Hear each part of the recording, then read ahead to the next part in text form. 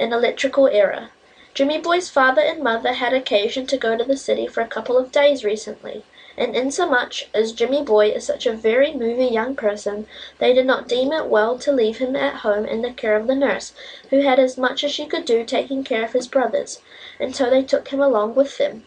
One evening, having to go out to dinner, they invited a young man in Jimmy Boy's father's employ to come up to the hotel and stay about and keep the little fellow amused until his bedtime, and to look out for him as well after that time until their return, which Fred was very willing to do since he received $2 reward for his trouble. He said afterward that he earned the $2 in the first 10 minutes, playing Waterloo with Jimmy Boy, in which pleasing game Jimmy Boy was Wellington and Fred was Napoleon. But once a year he didn't mind earning $1 or 2 extra in that way. After the game of Waterloo was over, and the Napoleonic Fred had managed to collect the buttons which had been removed from his vest in the first half of the game, the Wellingtonian Jimmy Boy decided that he was tired enough to go to bed, and insomuch as Fred didn't oppose him very hard, to bed he went. And a half-hour later both the boys, young and old, were snoring away as though their lives depended on it. It was quite evident that neither of them was as yet sufficiently strong to stand the game of Waterloo for more than an hour, and I don't really wonder at it, for my own experience has led me to believe that even Bonaparte and Wellington themselves would have been wearied beyond endurance by an hour's play at that diversion, however well they may have stood up under the anxieties of the original battle. In my first game with Jimmy Boy, I lost 5 pounds, 8 buttons, a necktie, 2 handfuls of hair, and a portion of my temper. So, as I say, I do not wonder that they were exhausted by their efforts, and willing to rest after them, though how either of them could sleep with the other snoring as loud as a factory whistle I could never understand. Fred must have been unusually wary, for, as you will see, he slept more than Jimmy Boy did. In fact, it wasn't later than 9 o'clock when the latter waked up. "Say, Fred!" he cried. Fred answered with a deeper snore than ever. "Fred!" cried Jimmy Boy, "I want a drink of water." "Pah!" snored Fred. "Stop your growling and ring the telephone for some ice water," said Jimmy Boy, and again Fred answered with a snore, and in his sleep muttered something that sounded like, "It'll cost you $10 next time," the meaning of which Jimmy Boy didn't understand, but which, I think, had some reference to what it would cost his father to secure Fred as a companion for Jimmy Boy on another occasion. "Guess I'll have to ring it up myself," said Jimmy Boy, and with that he jumped out of bed and rushed to that delightful machine which is now to be found in most of the modern hotels, by means of which you can ring up anything you may happen to want by turning a needle about on a dial until it points to the printed description of the thing you desire and pushing a red button. "Wonder how they spell ice water," said Jimmy Boy. "E-Y-E spells I, and S-E spells sice, ice." But he looked in vain for any such thing on the dial. "Oh well," he said, after searching and searching, "I'll ring up anything, and when the boy comes with it I'll order the ice water." So he gave the needle an airy twist, pushed the button, and sat down to wait for the boy. Meanwhile he threw a pillow at Fred, who still lay snoring away on the sofa, only now he was puffing like a freight train when its wheels slip on an icy railway track. "Lazybones," snickered Jimmy Boy as the pillow landed on Fred's curly head.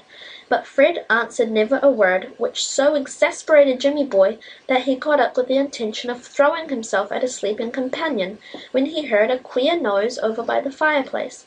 "Hello down there, 521, is that you?" cried somebody. Jimmy Boy stared at the chimney in blank amazement. "Hurry up below there, 521, is that you?" came the voice again. "This room is 521, replied Jimmy Boy, realizing all of a sudden that it was no doubt to him that these words were addressed. "Well then, look sharp, will you? Turn off the fire. Put it out. Do something with it. You can't expect me to come down there with the fire burning, can you? I'm not fireproof, you know," returned the voice. "There isn't any fire here," said Jimmy Boy. "Nonsense," cried the voice. "What's that roaring I hear?" "Oh, that," Jimmy Boy answered. "That's Fred. He's snoring." "Ah, then I will come down," came the voice, and in an instant there was a small full of soot, a rustling in the chimney, and a round-faced, fat-stomached, white-bearded little old gentleman with a twinkling eye appeared, falling like a football into the grate and bounding like a tennis ball out into the middle of the floor. "Santa Claus, at your service," he said, bowing low to Jimmy Boy. The boy looked at him, breathless with astonishment for a moment. "Well, well," put in the old man impatiently, "what is it you want with me? I'm very busy, so pray don't detain me. Is it one of my new conversational brownies you are after? If so, say so. Fine things, these conversational brownies." "I've never heard of 'em," said Jimmy Boy. "'Cause why?" laughed Santa Claus, twirling airily about on the toes of his left foot. "'Cause why? Because there ain't never been any for you to hear about. I invented 'em all by myself. You have brownies in books that don't move. Good. I like 'em. You like 'em. We all like 'em. You have brownies out of books. Better. But they can't talk, and all because they're stuffed with cotton. It isn't their fault. It's the cotton's fault. Take a man and stuff him with cotton, and he wouldn't be able to say a word. But stuff him with wit and anecdotes, and he'll talk. Wherefore I have invented a conversational brownie. He's made of calico, but he's stuffed with remarks, and he has a little metal hole in his mouth, and when you squeeze him, remarks oozes out between his lips, and there you are. Eh? Fine?" "Bully," said Jimmy Boy. "What was that you rang for? Quick, hurry up. I haven't any time to waste at this season of the year." "Well, no," Jimmy Boy answered, not having ever heard of him, of course. "Oh, then you wanted one of my live wood doll babies," said Santa Claus. "Of course. They're rather better than the conversational brownies, perhaps. I guess. I don't know. Still, they last longer as you water 'em. Was it one of those you wanted?" "What is a live wood doll baby?" asked Jimmy Boy. "One o' my newest new things," replied Santa Claus. "'Stead o' making wooden dolls out o' dead wood, I makes 'em out o' live wood. Keep some of the roots alive, make your doll, plant it proper, water it, and it'll grow just like a man. My live oak dolls that I'm making this year, 100 years from now, will be great giants." "Splendid idea," said Jimmy Boy. "But how about the leaves? Don't they sprout out and hide the doll?" "Of course they do. If you don't see that they're pulled off," retorted Santa Claus, "you don't expect me to give you toys and look after 'em all at the same time, do you?" "No," said Jimmy Boy. "Well, it's good you don't," said Santa Claus, turning a somersault backward. "It's werry good you don't, for should you have, you'd have been disappointed. But I say, was that what you wanted? Or were you after one of my new patent typewriters that you wind up? Don't keep me waiting all night." "I never heard of your new patent typewriters that you wind up," Jimmy Boy answered. "That isn't the question," interrupted Santa Claus nervously, "though I suppose it's the answer, for if you had heard of my windable writer it would have been the thing you wanted. It's a grand invention, that machine. You take a key, wind the thing up, having first loaded it with paper, and what do you suppose it does?" "Writes?" asked Jimmy Boy. "Exactly," replied Santa Claus. "It writes stories and poems and jokes. There are 5 keys goes with each machine. 1 poetry key, 1 joke key, 1 fairy tale key, a story of adventure key, and a solemn Sunday school story key, that writes morals and makes you wonder whether you're as good as you ought to be." "Well," said Jimmy Boy, "now that I know about that, that's what I want. Though as a matter of fact, I rang you up for a glass of ice water." "What?" cried Santa Claus indignantly, bouncing about the room like a tennis ball. "Me? Do you mean to say you've summoned me away from my work at this season of the year just to bring you a glass of ice water?" I didn't mean for you to bring it," said Jimmy Boy meekly. I must have made a mistake." "It's outrageous," said Santa Claus, stamping his foot. "You hadn't ought to make mistakes.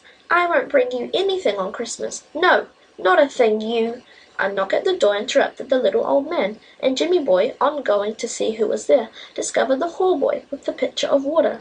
"What's that?" asked Santa as Jimmy Boy returned. "It's the water," replied the little fellow, "so I couldn't have made a mistake after all." "Hum!" said Santa Claus, stroking his beard slowly and thoughtfully. I guess the wires must be crossed, so it wasn't your fault, and I will bring you something. But the man who ought to have looked after those wires, and didn't, won't find anything in his stocking but a big hole in the toe on Christmas." The old fellow then shook hands good-bye with the boy and walked to the chimney. "Let's see, what shall I bring you?" he asked, pausing.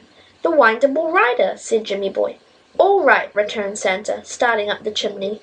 "You can have one if I get it finished in time, but I am afraid this annoying delay will compel me to put off the distribution of those machines until some other year." And with that he was gone. Meanwhile, Jimmy Boy is anxiously waiting for Christmas to see if it will bring him the Windable Rider.